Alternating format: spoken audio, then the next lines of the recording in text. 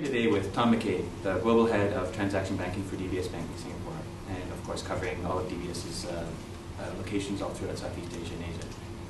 Hi Tom, thanks for being here today. Yeah.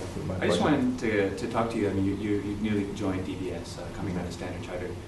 You've got a mandate. DBS is clearly very ambitious in building out a name for itself in transaction banking throughout Southeast Asia and I guess even beyond. Can you maybe describe your mandate a bit for me and tell me how you're building up your bench strength and what you're sort of investing in the business? Yeah, but it's a bank-wide story that is following the strategy that our CEO Piyush Gupta, who joined last November, and Piyush has designed three major areas for us to focus on. The first is geographic distribution of our revenues. The second is building regional businesses.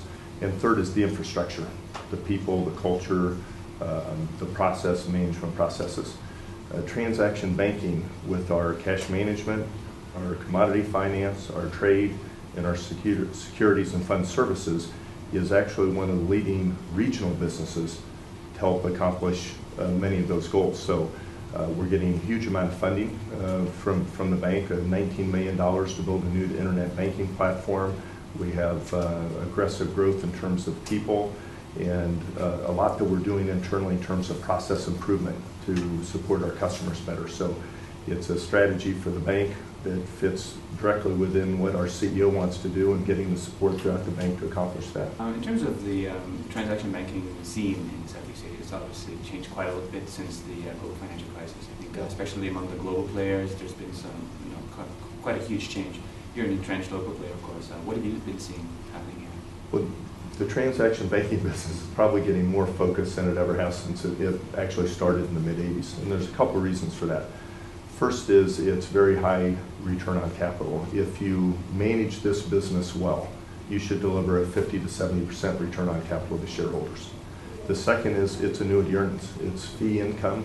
It's heavy in the manufacturing side from an investment, but it's not really a heavy balance sheet type business.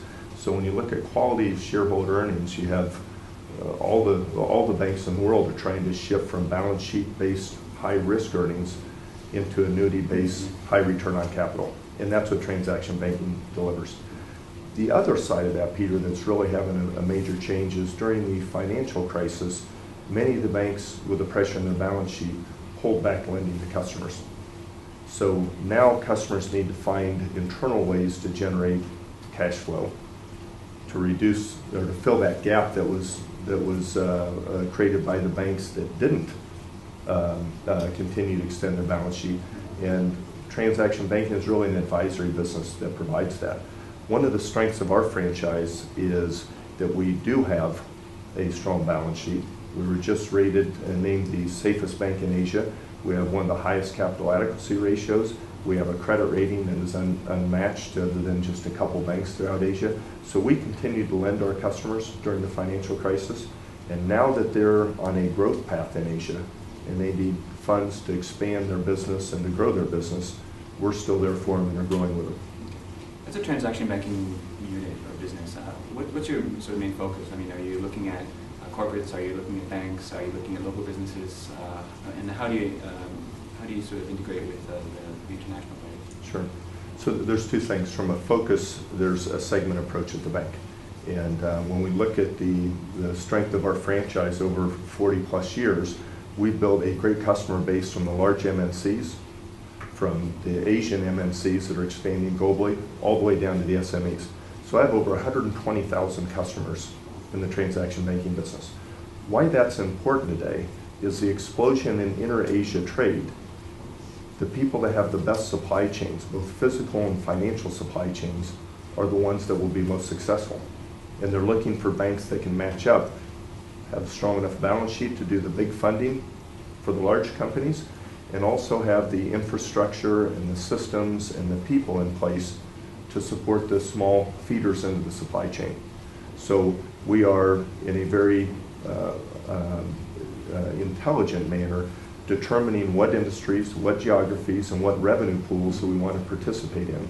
And that's picking the ones that are fastest growing, that have the highest quality of earnings for our shareholders, and the ones that we think in terms of customers match up with us in terms of creating a long-term partnership. So that's on the corporate side. On the financial institution side, not just banks, but brokerage firms, investment managers, we have a very strong security services and mutual funds business, where a huge part of our focus is. We're a leader in Singapore dollar clearing. But it's a different approach than you'll see from some of the large global banks that are wanting to do things end-to-end in 20 countries. We're going to be much more focused about building capabilities and geographic expansion based on what our customer base, where they want us to go, and we'll help support their growth from that point. So much more measured on the financial institution side, still growth, but much more measured. On the corporate side, when I look at my business, we have explosive growth in China on the back of the trade and the consumption. Strong growth in Taiwan on the back of the technology industry. In Indonesia, our business is just exploding with the commodity industry. Everybody's growing in India. India is about how do you get the balance right in terms of the degree of growth and risk management. So we're very excited about the future prospects for our business. Okay, great. In terms of building up your capability, that you mentioned you're going to create a new online platform. Sure. Where are sort of the gaps in what you need and what are you going to focus on in terms of fixing, filling those gaps? So when I came in January, I sat down and just said, let's do an end-to-end diagnosis on the business. The strengths we have in our Singapore business are just unmatched. We are the leading market share, we're leading in winning awards, all the top names deal with us. It's an unbelievable strong franchise here. When we look outside Singapore, we have good internet banking capabilities. We don't have great internet banking capabilities yet, and that's where our investment is. Bringing our platform across Asia up to one standardized approach so that the great functionality that people have here in Singapore, they're going to have across Asia. Now, in this investment, which is about $19 million just on the internet banking platform and the data that feeds into that, we're using a leading edge organization out of the US that helping us designing this.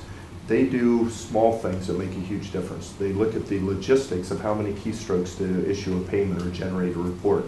There's a wide range of report generation that is similar to what you'd have the applets that are designed, custom applets. So for an iPad, a BlackBerry, an iPhone, the distributed technology that allows people a huge amount of experience, customer experience and more efficiency in their business. I guess it's a $19 million investment. What sort of money is being put into sort of building up the transaction banking capabilities? I mean, we've heard about $188 million US investment in treasury markets. Right. How's that sort of matched in your business? So when you look at our business, there's a cyclical impact to the business because of the trade and cash margins. And what we try to do is look through the cycle. Usually it's a 5 or 6 year cycle. If I look ahead the next 3 years, we're going to be looking at somewhere between probably around $60 to $80 million of growth, of investment growth. And that depends again on the cycle of, a prudent business approach is here's what we know that the P&L will support for the next year. And if you get in the first and second quarter, you release more and more spend. So that's why the 60 to 80 million. We're going to have probably about 22, 23 million of that around the technology. We'll have somewhere around $10 million of that in the people aspects.